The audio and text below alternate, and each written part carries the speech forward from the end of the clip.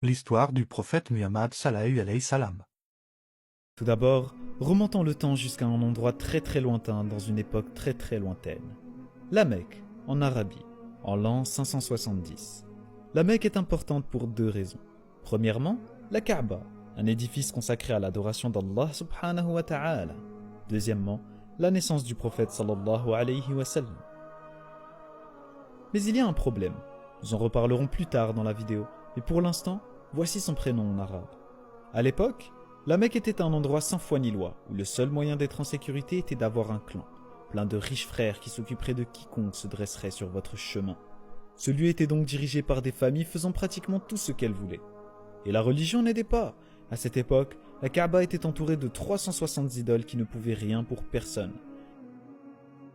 C'était difficile d'y grandir, si comme le prophète sallallahu alayhi wa sallam, vous n'étiez qu'un pauvre orphelin ne croyant qu'en un seul et unique Dieu.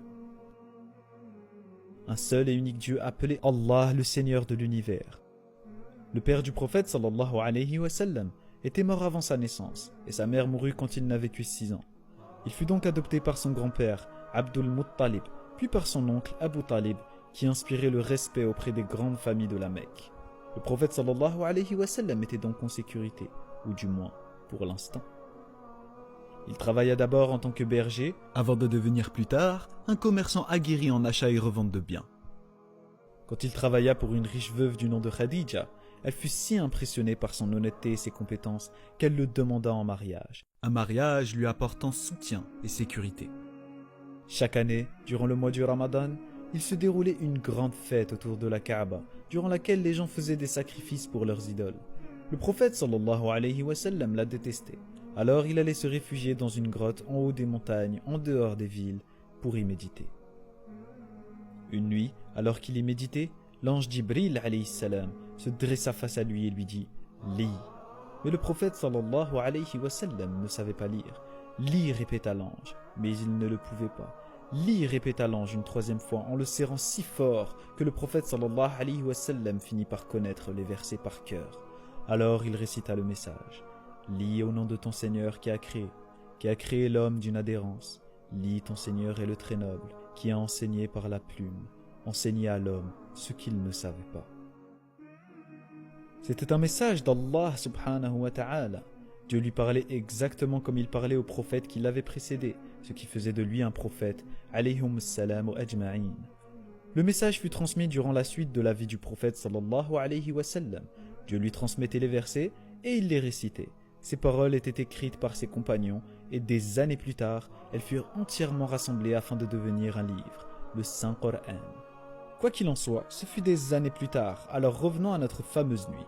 Le prophète sallallahu alayhi wa sallam commença d'abord par exhorter sa famille, ses amis, puis à tout le monde qu'il n'existe qu'un seul Dieu et que tout le monde doit être traité avec justice. Une fois, le message ne passa pas pour l'une des familles de la Mecque, qui aimait faire ce qu'elle voulait, car voyez-vous, Islam veut dire obéissance à Allah, et Muslim, celui qui obéit à Allah. Mais ces familles aimaient dicter leurs propres règles.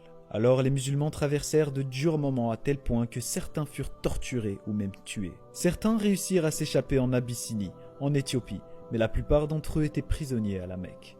Le prophète sallallahu alayhi wa sallam, lui, dut faire face à la mort de sa femme, et un peu plus tard, à celle de son oncle qui le protégeait. Ces événements fragilisèrent le prophète sallallahu alayhi wa sallam à la Mecque.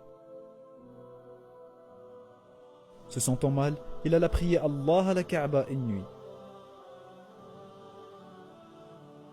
Puis l'ange Gabriel l'emmena à l'aide d'Al-Buraq, une monture, jusqu'à Jérusalem avant de rencontrer tous les prophètes dans les différents cieux, puis jusqu'au paradis où Allah lui révéla de prier 5 fois par jour, ainsi que d'endurer et de patienter face au décret de son Seigneur. Ainsi, il retourna à la Mecque. Cette nuit prit le nom du voyage nocturne. Que ce soit une simple vision ou un voyage astral, tous les musulmans y croient. Et cela apporta un grand bien au prophète sallallahu alayhi wa sallam, surtout pour les difficultés qui allaient suivre. Puis il y avait cette cité appelée Yathrib. Les gens avaient entendu parler du prophète sallallahu alayhi wa sallam et ils l'invitèrent à se joindre à eux, lui et ceux qui l'avaient suivi parmi ses fidèles. Les musulmans partirent donc de la Mecque et firent une dangereuse traversée dans le désert jusqu'à Yathrib. Le prophète sallallahu alayhi wa sallam resta avec quelques compagnons à la Mecque jusqu'à ce que chaque musulman soit sorti, puis ils planifièrent leur départ. Mais les riches familles de la Mecque ne voulaient pas qu'ils vivent. Pour le tuer, chaque famille envoya un assassin de sa tribu durant la nuit, mais il n'était déjà plus là quand ils entrèrent dans sa maison au petit matin. Des chasseurs de primes furent envoyés pour le traquer, mais le prophète sallallahu alayhi wa sallam et son meilleur ami Abu Bakr radiyallahu anhu s'en allèrent ensemble jusqu'à Yathrib, mais les traqueurs étaient prêts à tout pour la récompense. Plus tard, ils réussirent à entrer sains et saufs à Yathrib, qui fut renommé Médine pour cette occasion. Mais les problèmes du prophète sallallahu alayhi wa sallam n'étaient pas terminés. 3 grandes guerres éclatèrent entre les musulmans de Médine et les idolâtres de la Mecque.